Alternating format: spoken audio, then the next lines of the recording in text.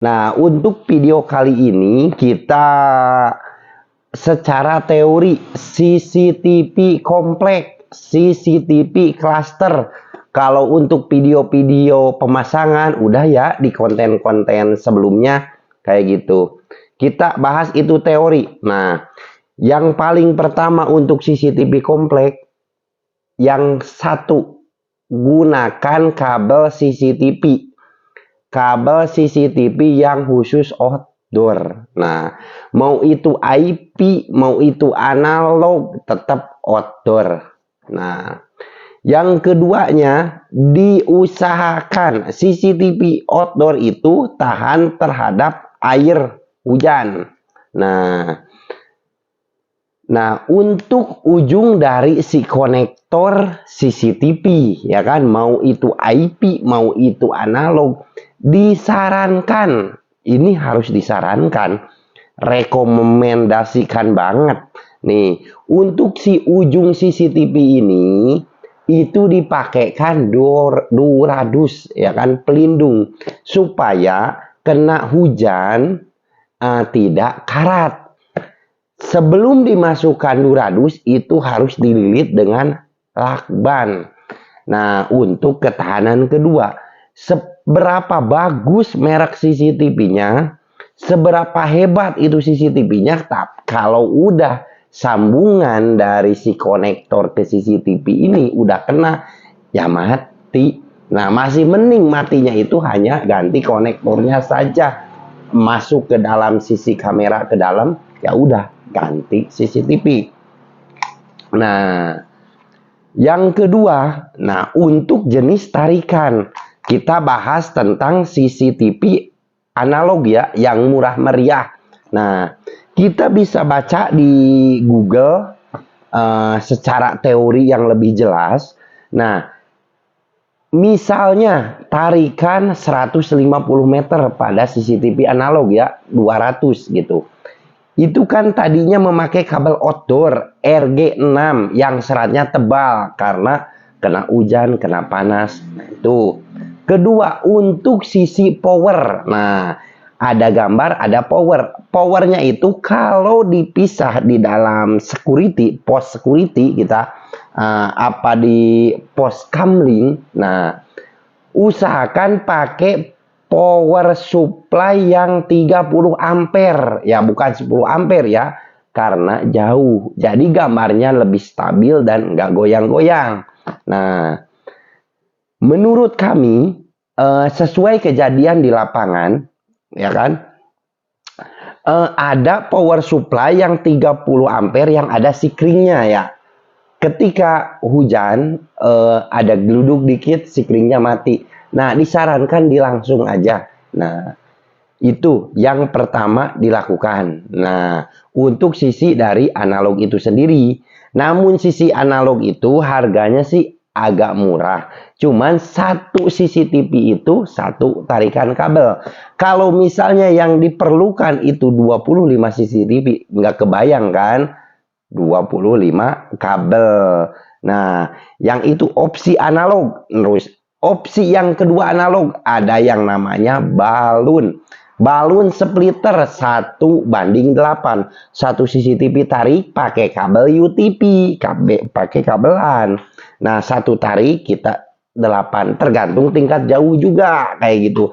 Namun di CCTV yang apa yang tadi yang kita bahas analog, yang pakai balun, yang splitter balun, bisa dicabangkan, harus punya box panel listrik.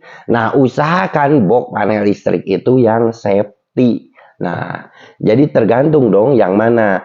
Nah, kalau misalnya banyak CCTV itu memudahkan juga maintenance. Gak kebayangkan kalau banyak kamera, banyak kabel, mana yang mati entarnya ini apa ini ya, apa ini aneh ya, tebak-tebakan kan. Nah, nanti kalau misalnya udah tebak-tebakan seperti ini, yang ini putus, daripada kita ngurut itu si kabel, mendingan instalasi new, instalasi baru, ya kan. Nah, makin banyak tuh kabel makin pusing juga. Nah, untuk maintenance berikutnya, nah Yang kedua kita bahas tentang IV. IV IP yang sebelum-sebelumnya kita bahas, IP itu bisa satu tarikan kabel bisa di paralel. Nah, itu yang kalau pakai kabel. Nah, sama kabel UTP Cat 6 yang outdoor tentunya. Terus dari spek dari kabel UTP, kabel itu bisa cek di Google kembali ya pemirsa, batas maksimal minimum tarikan kabel 100 meter, kadang ada 120, tergantung seri dari kabel Cat 6 itu sendiri. Nah, untuk sistem power hati-hati juga sistem PW-nya. Kalau tarikan agak lebih panjang, mendingan terpisah, adaptor terpisah. Tapi kalau deket-deket, oke lah POE. Nah, sesuai 100 meter masih aman POE juga. Nah, gitu. Nah, terus next selanjutnya kita bahas tentang kabel fiber optik memakai IP. Nah, kabel fiber optik itu apa? Kelebihannya apa gitu? Kabel fiber optik itu ada kita di video sebelumnya tentang penarikan di gunung, melewati beberapa gunung tuh. Bisa nyampe 1 kilo, 2 kilo. Nah, itu kabel fiber optik. Minus dan plusnya untuk fiber optik itu sendiri. Kalau fiber optik itu sendiri, karena kabel fiber itu kaca ya, kabel kaca. Nah, kabel kaca nih, tarik kabel kayak gitu kan. Nah, itu tetap masih aman, masih bagus sisi kabel fiber optik itu. Namun di ujung yang mau arah ke CCTV tetap kita harus punya box panel. Itu bukan dibilang kelemahan dari si fiber optik sih gitu, bukan juga, tapi harus pakai punya box panel yang safety juga untuk ke CCTV. Nah, kekurangan dari fiber optik ya itu mah sih hal lumrah, hal biasa kalau menurut kami. Itu kalau maintenance untuk kedepannya. CCTV kabel fiber optik ada yang bilang katanya CCTV pakai kabel fiber optik itu kalau putus kabel harus diganti lagi. Nggak kebayangkan kalau tarikan 1000 meter, 2000 meter, 3000 meter, ya kan? Harus diganti semua. Aduh, nah itu. Tapi kalau di kami itu ada yang namanya splicing, alat sambung kabel fiber optik yang harganya ya ampun lumayan. Kita juga membeli splicing itu nggak mudah, ngumpulin ya kan, ngumpulin duit dari 100-200 kita kumpulin. Nah, harga splicing itu ya setara dengan mobil second, ya kan. Nah, itu baru splicingnya doang. Namun kalau instalasi di kami ya tanggung jawab lah, amanah. Yang penting ada biaya untuk kunjungan, ya kan. Tergantung kebijaksanaan juga gitu kan. Biaya kunjungan, ya kan. Terus jasa, ya kan gitu. Gak mungkin kan kita datang ke lokasi terbang pakai baling-baling bambu, minimal ngeluarin uang ya sedikit lah, sisihkan gitu kan. Nah, di splicing itu baru satu splicing. Kemudian kita bahas namanya, kalau laser biasalah untuk cek alat kabel putus di mana, ya kan, di mana harus nyala. Tapi kalau siang hari, aduh pusing juga kan, mana kena sinar matahari, mana mata kunang-kunang, ya kan, ngelihat sinar laser, ya kan, kita keluh kesah sebagai installer toko yang turun ke lapangan, installer. Nah, dari si kabel fiber optik itu ada yang namanya OTDR. Nah, kenapa sih Bang gak ditunjukin alatnya? Ada di video sebelumnya, ada splicing, OTDR gitu kan, kita laser, banyak komplit. Kalau kita udah komplit, udah siap tempur. Nah gitu. OTDR itu apa sih? Jadi alat pengecekan kabel fiber optik berapa meter putusnya. Jadi enggak dikira-kira. Nah, misalnya 350 meter. Ya berarti antara space-nya 350 meter ke sana ke sini. Kalau sekarang kan sudah canggih, bisa pakai Android yang diukur tuh 315 meter di mana putusnya. Bisa jadi kayak manual, kayak roda. Nah, roda geluntung ada kok di video kami. Nah, kayak roda keliling 315 meter. Andai pun itu harus diganti bending, itu paling berapa? Kalau misalnya antara 2 kilo, 2000 meter, 3000 meter, apa 1000 meter, paling yang diganti 10 meter ke sini, 10 meter ke sana. Nah, dan si splicingnya itu yang udah standar ya, minimal BBM-nya itu enggak naik. Nah, itu untuk kabel si jenisnya fiber optik. Aman dong, yang di jalan-jalan yang dipakai internet biasanya kabel FTTH. Nah, yang 3 seling 2 core, ada yang gede juga. Nah, itu. Nah, untuk CCTV komplek itu sendiri. Nah, solusi yang terakhir CCTV analog, IP, jenis kabel. Nah, ada lagi point to point kayak udara nih. Dari sini ke sini, dari sini ke sini. Nah, putar petir, yakin pasti ada isu, dibilang isu, kadang nyata juga itu yang mati. Nah, petir itu gimana ya? Nah, paling kita cara menghadapinya aja gitu kan. Yang pertama, petir itu jangan dihadapi, guys. Jangan. Melainkan kita harus ada kasarnya pencegahan. Apa sih yang dilakukan pencegahan? Point to point itu agak rawan sih gitu kan. Nah, ketika hujan, ya di situ untuk pos-pos kamling security yang standby di lokasi itu, matikan aja untuk arus kelistrikan semuanya. Nanti nyalahin lagi. Simpel kan, tapi kalau udah ini ya takdir namanya. Nah, itu selesai untuk solusi-solusi untuk di komplek lingkungan. Nah, adalah satu lagi, maaf, lupa CCTV kabel fiber optik di bawah tanah. Nah, untuk di bawah tanah nih, tadi kan udara semua tuh di tiang-tiang. Nah, biar suasana komplek itu adem, gak semrawut kabel. Nah, namun ya lumayan juga, ya kan?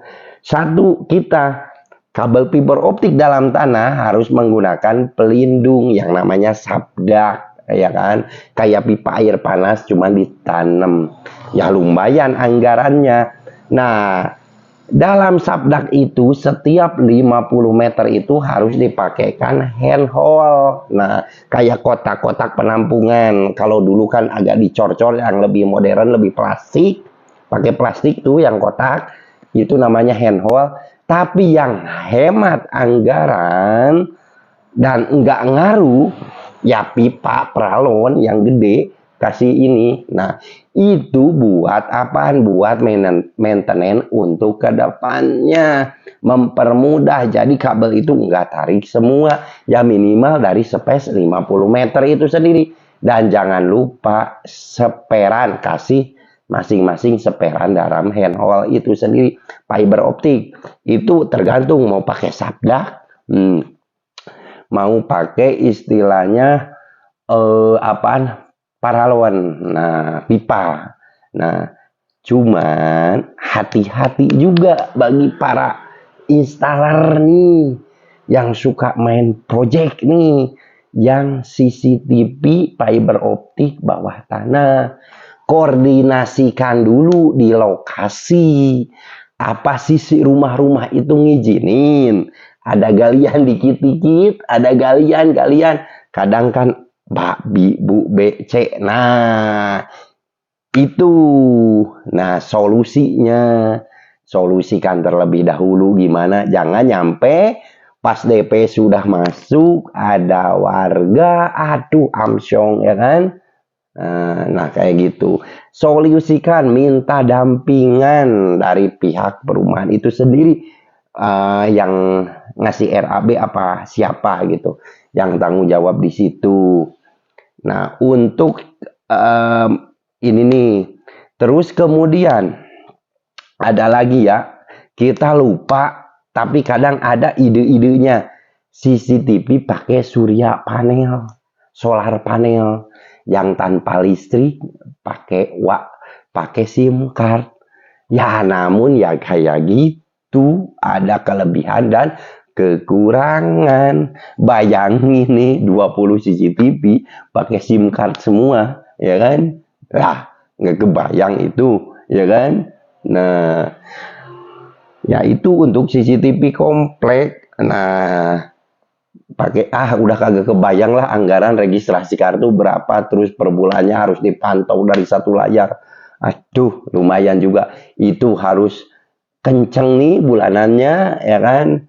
Nah, itu mah bukan rekomendasi bagi kita gitu kan. Nah, cuman kita ngasih tahu aja.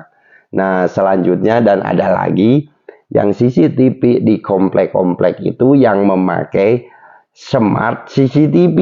Nah, untuk jaringan WiFi dan kabel power itu solusi hemat banget yang terakhir nih. Kenapa bisa dihemat? Jadi untuk power listrik itu bukan berarti listrik yang harusnya dipegang-pegang nyetrum ya. Ya, ini kayak adaptor nih. Diletakkan di rumah si konsumen itu, dari rumah konsumen masuk ke tiang, rumah konsumen masuk ke tiang. Nah, gitu. Itu bisa jadi, tapi pantauannya dengan handphone. Kalau enggak pakai Android TV. Nah, buka tuh di aplikasinya. Namun yang disarankan dari rumah si konsumen itu ngambil power listrik yang sukarela dong, ya kan? Terus ngambil internetnya juga dong, gitu kan? Nah, di klarifikasi, diedukasi, disarankan. Kadang kan rumah itu WiFi-nya berbeda-beda nih.